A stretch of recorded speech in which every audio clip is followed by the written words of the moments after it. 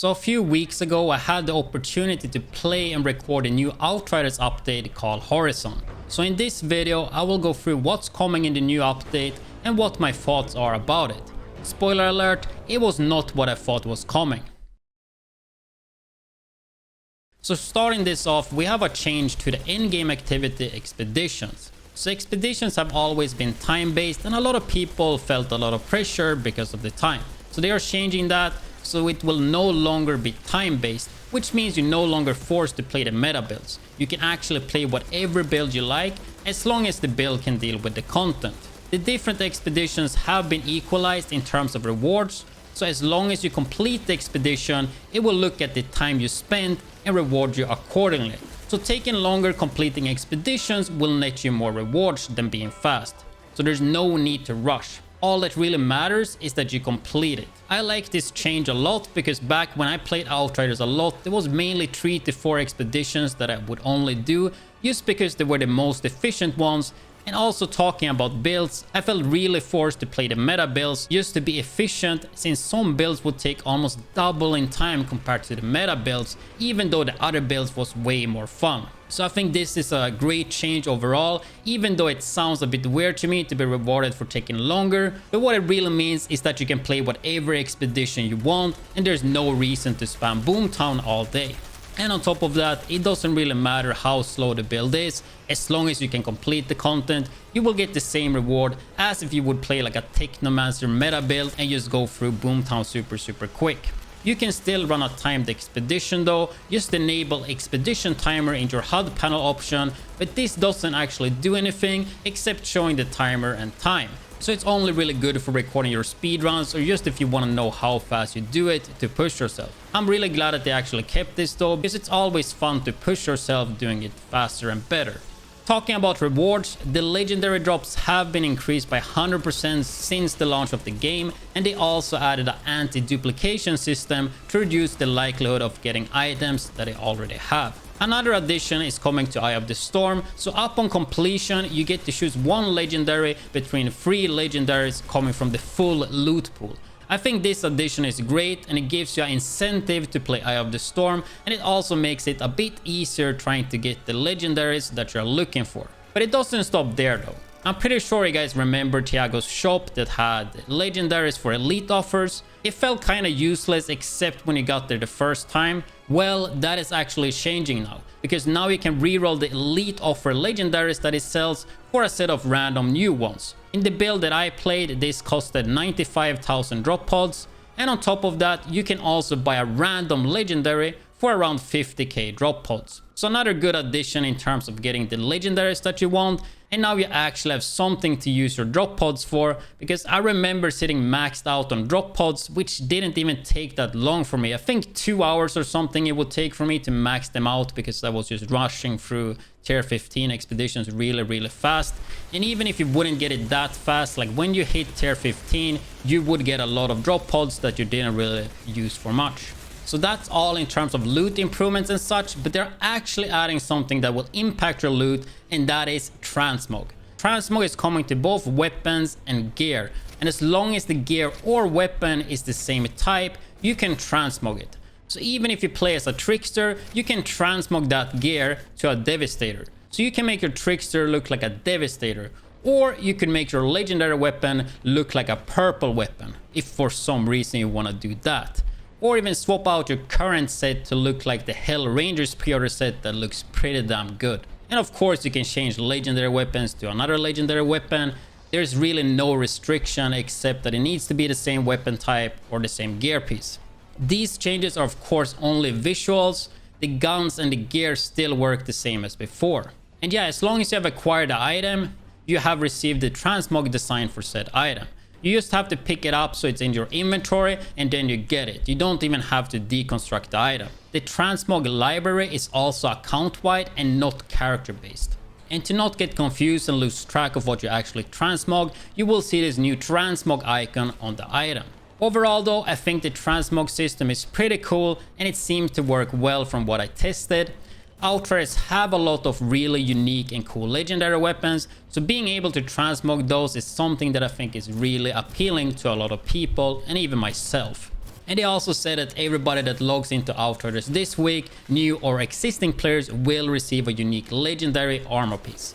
They're also adding some new weapons in this update, all which I think is similar to the same theme as the Ruiner's Scythe or whatever item I'm showing on the screen right now. I'm not sure exactly how many of those I got.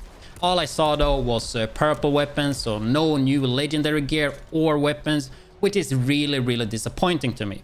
On top of that, all the new weapons that I did acquire did not come with any new talents at all. They looked quite cool though and unique, but the fact that we aren't getting any new legendaries, that's just really disappointing for a loot shooter game like this.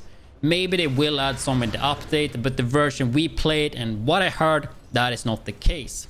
I do believe that new gear and legendary and all that is one of the most, if not the most important thing when it comes to a loot shooter like Outriders. So not having that to open up for new builds and such is a huge disappointment to me, especially since I love making new builds with new items and talents and all that.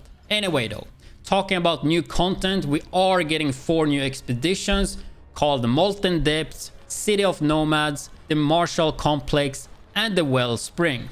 These expeditions were actually super well made and way better than the ones we had when the game launched.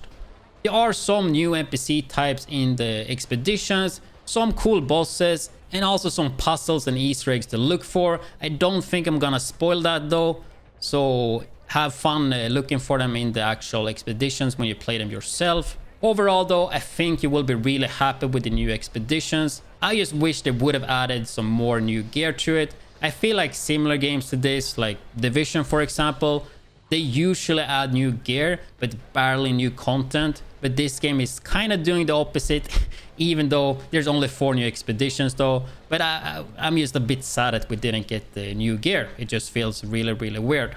So the new expeditions are unlocked in different tiers. I can't remember which one unlocks when, but at tier 1 you can play one of the new ones, at tier 4 another one unlocks, and at tier 8 another one is unlocked, and the last one at tier 12. And with unlocked I mean the lowest tier to play them is 1, 4, 8 and 12.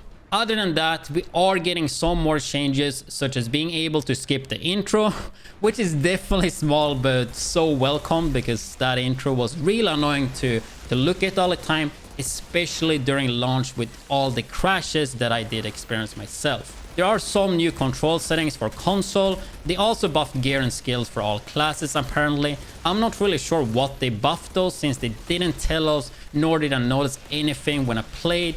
I wasn't really looking too much for that though, so maybe I just missed it. But they did say if you haven't played since launch, you will feel tankier overall and also deal more damage. So it should be good for most people, since it was a common complaint back at launch, I feel like, that you took too much damage and did too little damage when it comes to the endgame.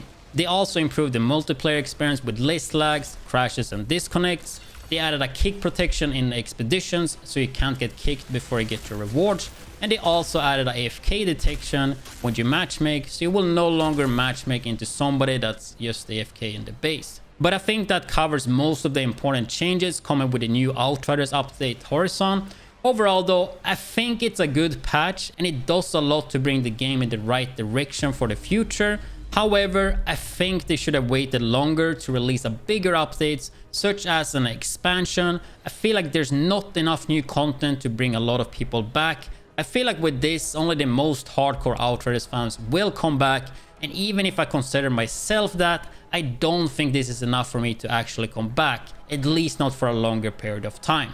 The fact that there is no new loot such as legendary weapons, gear and gear sets, it's really disappointing to me. And on top of that, no new talents either. I understand that they want to balance what they have and also focus on improving the game, taking away bugs, crashes and quality of life stuff though. But a loot shooter to me is about farming new loot and making new interesting builds. And what I know so far, this patch won't really give me that. Like, there will most likely be slightly changes in some builds and maybe possibility to do stuff with the skills and gear that underperform if they actually receive buffs. But I was really hoping for some new talents and gear when it comes to making new builds. But with that said though, it's a good patch and they are building up a good foundation. I just hope that in the future that we do get a bigger expansion or update. Even if it's paid, I think that's the right way. And if that's what they're planning for the future, then it's great. But I do feel like that is quite far away if it would even happen. But if you love Outriders, I would definitely recommend to at least check out the new expeditions, because they were definitely really good and special compared to the previous ones. And with the rest of the stuff they added, you should get some hours of enjoyable content, and after all, the update is free. Anyway, I hope you guys enjoyed this video, and let me know in the comment section below what you think about what's coming in the update. Like, is this enough to bring you back? If not, what would I have to add to bring you back and all that? Because I'm pretty interested to see what you guys think. Anyway, I will catch you guys in the next video or on my stream.